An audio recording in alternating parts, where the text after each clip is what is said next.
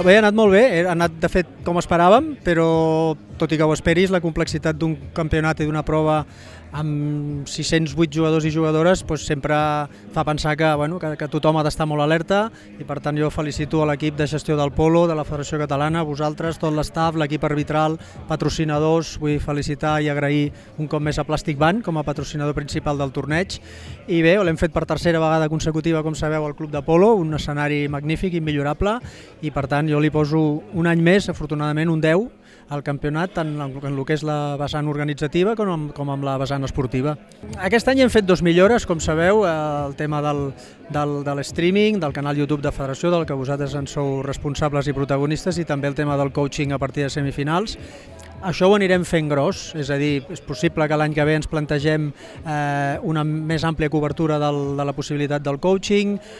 per suposat més transmissions en streaming al llarg de l'any i de cara al Campionat de Catalunya doncs tot allò que la normativa ens permeti, que els tècnics i els jugadors ens aconsellin i ens demanin, perquè l'objectiu no és cap altre que fer cada vegada més gran aquest campionat des del punt de vista institucional i des del punt de vista esportiu. Doncs mira, jo escriuré que puguem continuar amb aquesta línia, una línia de creixement